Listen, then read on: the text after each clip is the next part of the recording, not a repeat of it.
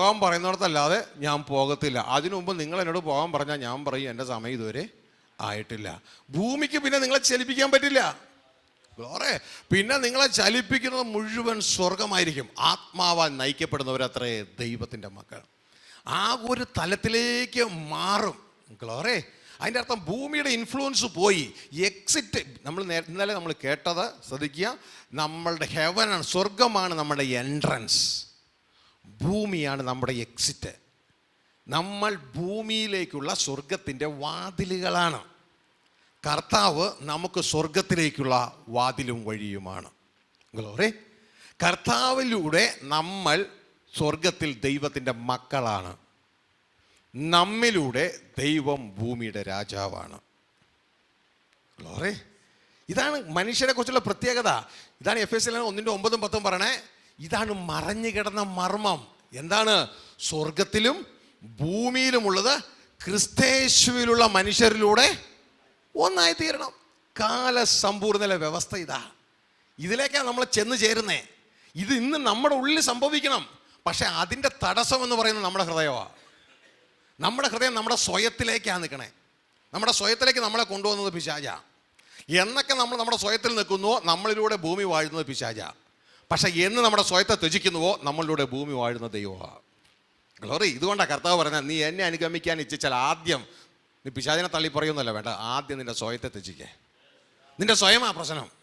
Glory. നിന്റെ സ്വയമാ പ്രശ്നം. അതിന് ശേഷം മതി പിശാചുമായിട്ടുള്ള ജിംനാസ്റ്റിക്കൊക്കെ. ആദ്യം സ്വയത്തെ ത്യജിക്കേ. നിന്റെ സ്വന്തം രാജ്യത്തെ നീ ത്യജിക്കുമ്പോൾ പിന്നെ നീ ശക്തനായി തീരുകയാ. കാരണം ഞാൻ നിന്നിലൂടെ വെളിപ്പെടാൻ തുടങ്ങുക. ഹല്ലേലൂയ. അപ്പോൾ ആ സ്പിരിച്വൽ അനാറ്റമിയിൽ ക്ലാസ്സിലേക്ക് വരുമ്പോൾ നിങ്ങൾക്ക് ആ ഭാഗം മനസ്സിലാകും എന്ന് ഞാൻ ചിന്തിക്കുക. അപ്പോൾ ഇതാണ് യഥാർത്ഥത്തിൽ സുവിശേഷം. നിങ്ങൾ കാണുന്നത് പുതിയ യെരൂശലേമാണ്. ഇത് താഴെ പഴയ യെരൂശലേമാണ്. ഇതാ പഴയ യെരൂശലേമിൻ്റെ മുകളിലേക്ക് പുതിയ യെരൂശലേം ഇറങ്ങി വരുന്നത്. വെളിപ്പാട് പുസ്തകം 21 അധ്യായത്തിലെ ആ രംഗമാണ്. ഇതാ പുതിയ യെരൂശലേം ഭർത്താവിനായി അണിഞ്ഞൊരുങ്ങിയ മണവാട്ടിയെ പോലെ സ്വർഗത്തിൽ ഇത് ഇറങ്ങി വരുന്ന കാഴ്ചയാണ് കാണുന്നത്. ഇതാ അതിൻ്റെ രംഗമാണ്. ഈ ഫ്യൂച്ചർ ഗ്ലോബിൻ്റെ ഒരു സാദൃശ്യമാണിത്. എക്സാക്റ്റ് ഇങ്ങനെയൊന്നുമല്ല, വേറെ ടൈപ്പാണ്. പക്ഷേ ഇന്നത്തെ ജനത്തിന് മനസ്സിലാക്കണം, ഇങ്ങനെ വരച്ചാലേ നടക്കത്തുള്ളൂ. ഗ്ലോറി. അപ്പോൾ അതിൻ്റെ ഒരു സാദൃശ്യമാണ്. ഇതാ ഈ പുതിയ യെരൂശലേമാണ്. അത് സ്വർഗം ഭൂമിയിലേക്ക് ഇറങ്ങി വരികയാണ്. അവിടെയാണ് ദൈവവും ജയം പ്രാപിക്കുന്ന ദൈവത്തിൻ്റെ മക്കളും അല്ലെങ്കിൽ രാജകുമാരന്മാരും താമസിക്കുന്ന സ്ഥലം. ഒരു പാപിക്കും അതിൻ്റെ ഉള്ളിൽ പ്രവേശനം ഇല്ല. അപ്പോൾ നമ്മൾ ആ പുതിയ യെരൂശലേമിൽ നിന്ന് വേണം ഈ ഭൂമിയെ വാഴാൻ. കഴിഞ്ഞ നാളുകൾ കണ്ടിട്ടുള്ളൊരു കാര്യം എന്ന് പറയുന്നത്, ഈ 2 കൂട്ടം ദൈവദാസന്മാരായിട്ട് തിരിഞ്ഞു. ഒരു കൂട്ടം ദൈവദാസന്മാർ പറഞ്ഞു, നമ്മളിനി ജീവിക്കാൻ പോണത് സ്വർഗത്തിലാണ്, നമ്മൾ അങ്ങോട്ടേക്ക് പോകാൻ പോവാം. വേറൊരു കൂട്ടം ദൈവദാസന്മാർ പറഞ്ഞു, അല്ല, നമ്മൾ ഭൂമിയിലാണ് നമ്മൾ ഇനി ജീവിക്കാൻ പോണേ. ഗ്ലോറി. അപ്പോൾ ഒരു കൂട്ടർ പറഞ്ഞു മറ്റേ കൂട്ടർ കൾട്ടാണ്, ഈ കൂട്ടർ പറഞ്ഞു മറ്റേ കൂട്ടർ കൾട്ടാണ്. ആക്ച്വലി രണ്ടുപേർക്കും യഥാർത്ഥത്തിൽ കർത്താവിൻ്റെ ഈ മർമ്മം പിടുത്തം കിട്ടിയില്ല. എന്താ ഈ സ്വർഗത്തിലും ഭൂമിയിലും ഒരുമിച്ച് ജീവിക്കാനാണ് ദൈവം നമ്മളെ ഉണ്ടാക്കിയിരിക്കുന്നത്. സ്വർഗവും ഭൂമിയുടെ ഒന്നാക്കണം. ഇതാ നമ്മളെക്കുറിച്ചുള്ള വ്യവസ്ഥ, കാലസമ്പ്രദായ വ്യവസ്ഥ. ഇതാ എഫെസ്യ ലേഖനം പറയുന്നത്. ഇതാ മറഞ്ഞു കിടന്ന മർമ്മമാണ് ക്രിസ്തയേശുവിൽ, അതായത് ക്രിസ്തുവിലുള്ള മനുഷ്യരിലൂടെ സ്വർഗത്തിലുള്ളതും ഭൂമിയിലുള്ളതും പിന്നെയും ഒന്നായി ചേരണം. ഇതാണ് കാലസമ്പ്രദായ വ്യവസ്ഥ. മറ്റേ രീതിയിൽ പറഞ്ഞാൽ സ്വർഗത്തിൽ ജീവിച്ച് ഭൂമിയിൽ വെളിപ്പെടണം. ഗ്ലോറി. ഭൂമിയുടെ ഭരണം, ഭൂമി നമ്മുടെ സ്വർഗം നമ്മുടെ ഭവനമാണ്, ഭൂമി നമ്മുടെ പ്രവർത്തന മേഖലയാണ്, നമ്മുടെ ഭരണ സ്ഥലമാണ് ഭൂമി. ഗ്ലോറി. ഇതാ നമ്മൾ ഈ പുതിയ യെരൂശലേം സ്വർഗത്തിൻ്റെ ഭാഗമാണ്. നാം പുതിയ യെരൂശലേമിൽ ജയം പ്രാപിക്കുന്ന മക്കൾ ദൈവത്തോട് വസിച്ച് അവരുടെ ഡൊമെയിൻ എന്ന് വെച്ചാൽ ഭരണസ്ഥലം, കിങ് ഡൊമെയിൻ, ആ ഭരണസ്ഥലമായ ഭൂമിയെ വാഴും. ഗ്ലോറി. ഇതാണ് നമ്മൾ ഇന്നലെ മനസ്സിലാക്കിയത്. ആ ഭാഗം ഒന്ന് വായിച്ചാട്ടെ. ദാനിയേൽ 7:18. ആ ഭാഗങ്ങളൊക്കെ ഈ സ്ക്രീനിലും കാണും. നിങ്ങൾക്ക് ഇതൊക്കെ നോട്ട് ചെയ്യാം. ഈ ചിത്രം ഉള്ളവർക്ക് നിങ്ങൾക്ക് അത് നോക്കി മനസ്സിലാവും. ഇല്ല എങ്കിൽ നിങ്ങൾ പുറകിൽ ചിലപ്പോൾ ഈ ചിത്രം നിങ്ങൾക്ക് കിട്ടും. ഇല്ല എങ്കിൽ നിങ്ങൾ ഓർഡർ ചെയ്ത് കഴിഞ്ഞാൽ ധ്യാന കേന്ദ്രത്തിൽ കിട്ടും. ധ്യാന കേന്ദ്രത്തിൽ വരുന്നവർക്ക് എല്ലാ ചിത്രങ്ങളും അവൈലബിൾ ആണ് അവിടെ. ഇല്ലെങ്കിൽ അവിടെ ഓർഡർ ചെയ്താൽ തരാനായിട്ട് ഇടയാകും. 7:18 വായിച്ച്. എന്നാൽ അത്യുന്നതനായവൻ്റെ വിശുദ്ധന്മാർ രാജ്യത്വം പ്രാപിച്ച് എന്നേക്കും സദാകാലത്തേക്കും രാജ്യത്വം അനുഭവിക്കും. എന്താ സുവിശേഷം നമ്മൾ ഇന്നലെ കേട്ടു. കർത്താവ് യേശു പറഞ്ഞ്, ചെറിയ ആട്ടിൻകൂട്ടമേ ഭയപ്പെടേണ്ട, രാജ്യത്വം. മലയാളം ട്രാൻസ്ലേഷൻ തെറ്റാ, കൺട്രി എന്ന് എഴുതി വെച്ചേക്കണേ. രാജ്യമല്ല, രാജ്യത്വം. ദാനിയേൽ കറക്റ്റാ. രാജ്യത്വം നിങ്ങൾക്ക് തരുവാൻ നിങ്ങളുടെ പിതാവ് പ്രസാദിച്ചു. അതിൻ്റെ അർത്ഥം കുഞ്ഞെ, അടുത്ത ഭൂമിയുടെ മുകളിലുള്ള യേശുവിൻ്റെ ഗവൺമെൻറ് ഇല്ലേ, ആ ഗവൺമെൻറ്റിലെ ഒരു രാജാവ് നീയും കൂടെ ആയിരിക്കണം. എന്നാൽ അപ്പൻ്റെ ആഗ്രഹം യേശുവിനോട് കൂടെ നീയും വാഴണം. ഇതാണ് അപ്പൻ്റെ ആഗ്രഹം. രാജ്യത്വം നീ അലങ്കരിക്കണം. അതിനൊക്കെ തരാൻ ദൈവം നിന്റെ അപ്പം പ്രസാദിച്ചിരിക്കുകയാണ്. എന്നാൽ രാജ്യത്വം നിങ്ങൾക്ക് തരുവാൻ നിങ്ങളുടെ പിതാവ് പ്രസാദിച്ചിരിക്കുന്നു. അതിൻ്റെ 28 വായിച്ചേ. 28. ഇങ്ങനെയാകുന്നു കാര്യത്തിന്റെ സമാപ്തി. ഇങ്ങനെയാണ് കാര്യത്തിന്റെ സമാപ്തി. നേരത്തെ നമ്മൾ കേട്ടു കാലസമ്പൂർണതയുള്ള വ്യവസ്ഥ ഇന്നതാണ്, സ്വർഗവും ഭൂമിയും തമ്മിൽ ഒന്നായി തീരണം. എങ്ങനെയാണ് സമാപ്തി? 27 വായിച്ചേ. പിന്നെ രാജ്യത്വവും ആധിപത്യവും ആകാശത്തിന് കീഴെല്ലായിടവുമുള്ള രാജ്യങ്ങളുടെ മഹത്വവും അത്യുന്നതന്റെ വിശുദ്ധന്മാരായ ജനത്തിന് ലഭിക്കും. ശ്രദ്ധിച്ചേ, ആകാശത്തിന് കീഴിലുള്ള സ്ഥലം ഏതാ? രാജ്യങ്ങളുടെ മഹത്വവും. ആകാശത്തിന് കീഴെന്നുള്ള സ്ഥലം ഏതാ? ഭൂമി. ഭൂമിയിലുള്ള സകല രാജ്യങ്ങളുടെ മഹത്വം ആർക്ക് കിട്ടാൻ പോവാ? അത്യുന്നതനായ എന്റെ വിശുദ്ധന്മാരായ ജനത്തിന് ലഭിക്കാൻ പോവാ. ഇതാ കർത്താവ് പറഞ്ഞത്, സൗമ്യതയുള്ളവൻ ഭാഗ്യവാൻ, അവൻ ഭൂമിയെ അവകാശമാക്കും. മനസ്സിലായോ? Glory to God. ഈ ശപിക്കപ്പെട്ട ഭൂമിയല്ല, ഇതിൻ്റെ അപ്പുറത്തേക്ക് ഇതാ കർത്താവ് ഇതാ നിത്യമായി ഭൂമിയെ ഉണ്ടാക്കിയത് നശിപ്പിക്കാനല്ല, പാർപ്പിനായിട്ടാ. Glory, hallelujah.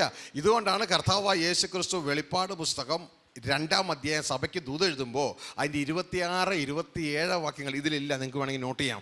26, 27 വാക്യങ്ങളിൽ ഇതാ സഭയോട് പറയുന്നത്, ഇതാ ജയിച്ചു കഴിഞ്ഞാൽ എന്ത് സംഭവിക്കുന്നത് അറിയാമോ? നിനക്ക് ഈ ഭൂമിയിലെ രാഷ്ട്രങ്ങളുടെ മേൽ ഞാൻ നിനക്ക് അധികാരം തരും. എന്നിട്ട് നിനക്ക് എന്നോട് കൂടെ, നമ്മൾ യേശു ഇരുമ്പ് തണ്ടുകൊണ്ട് വാഴും നമ്മൾ പറയാറ് അല്ലേ, നിങ്ങൾ ഇരുമ്പ് തണ്ടുകൊണ്ട് വാഴും. വായിച്ച്. ജയിക്കുകയും ഞാൻ കൽപ്പിച്ച പ്രവൃത്തികളെ അവസാനത്തോളം അനുഷ്ഠിക്കുകയും ചെയ്യുന്നവന്. ആരാധിക്കുമെന്നുള്ളതല്ല, ആരാധിക്കണത് നോർമലാ, ജയിക്കണം. Glory, hallelujah. ഇന്ന് അനേക ചർച്ചകൾ ഈ ജയത്തെ റീപ്ലേസ് ചെയ്ത് ആരാധനയാക്കി മാറ്റി. അപകടം. കർത്താവ് അവസാനം പിടിക്കും. ആരാധിക്കണം നമ്മൾ, പക്ഷേ ജയം മാറ്റി അത് ആരാധനയായി തീരരുത്. യേശുവിൻ്റെ 7 സഭകൾക്കും 7 സഭകളോടും കർത്താവ് എങ്ങനെ കൺക്ലൂഡ് ചെയ്യുന്നേ? ജയിക്കണം. 7 സഭകളോടും കർത്താവ് കൺക്ലൂഡ് ചെയ്യുന്നത് ജയിക്കണം. 7 സഭകളോടും കർത്താവ് ജയിക്കുന്നതിന് മുമ്പ് പറയും, ആത്മാവ് പറയുന്നത് കേൾക്കണം. അതിൻ്റെ അർത്ഥം ആത്മാവ് പറഞ്ഞ് കേട്ടാലേ ജയിക്കാൻ പറ്റൂ. ഗ്ലോറി, നമ്മളുടെ മെസ്സേജിൽ ഇത് ഉണ്ടാകണം. ആകയാൽ പ്രിയ മക്കൾ എന്നതുപോലെ ദൈവത്തെ നമ്മൾ അനുകരിക്കണം. നമ്മുടെ മെസ്സേജിൽ ഇതുണ്ടോ എന്ന് ഇപ്പോൾ നമ്മളിന്ന് ചെക്ക് ചെയ്തേ. എൻ്റെ മെസ്സേജിൽ യേശു പറയുന്ന ജയം ഉണ്ടോ, അതോ ആരാധന മാത്രമേ ഉള്ളൂ? ഇവിടെ പറയാണ് ജയിക്കുകയും ഞാൻ കൽപ്പിച്ച, ദിവസന്മാരെ കുറ്റം പറയാൻ വേണ്ടിയല്ല, കർത്താവ് ഓർപ്പിച്ചതാ പറയണേ. നമ്മുടെ ജീവിതത്തിൽ കുറവുകളുണ്ട്, പക്ഷെ അത് മാറി വീഴുന്നതിൽ തെറ്റില്ല, അവിടെ കിടന്ന് ഉരുളുന്നതിലാ തെറ്റ്. എഴുന്നേൽക്കുക, വീണ്ടും നടക്കുക ദൈവത്തിൻ്റെ വഴിയിലൂടെ. Glory, hallelujah. ഇതിൻ്റെ പേരാ മാനസാന്തരം. വായിച്ചാട്ടെ. അനുഷ്ഠിക്കുകയും ചെയ്യുന്നവൻ എൻ്റെ പിതാവ് എനിക്ക് തന്നതുപോലെ ഞാൻ ജാതികളുടെ മേൽ അധികാരം കൊടുക്കും. ജാതികളല്ല കേട്ടോ, നമ്മൾ ജാതികളെന്ന് ചിന്തിക്കുന്നത് ഹിന്ദുക്കളും മുസ്ലിങ്ങളും എന്നൊക്കെ നമ്മുടെ മനസ്സിൽ വരുള്ളൂ. അത് നേഷൻസ് ആണ്. നേഷൻസ്, രാഷ്ട്രങ്ങൾ. ഗ്ലോറി, രാഷ്ട്രങ്ങളുടെ മേൽ ഞാൻ അധികാരം കൊടുക്കും. ജെൻറ്റൈൽസ് അല്ലാതെ രാഷ്ട്രങ്ങൾ. ഗ്ലോറി, നിങ്ങൾക്കറിയാമല്ലേ രാഷ്ട്രങ്ങൾ? ഇന്ത്യ മഹാരാഷ്ട്രം ഇല്ലേ? ഞാൻ രാഷ്ട്രങ്ങളുടെ മേൽ അധികാരം കൊടുക്കും.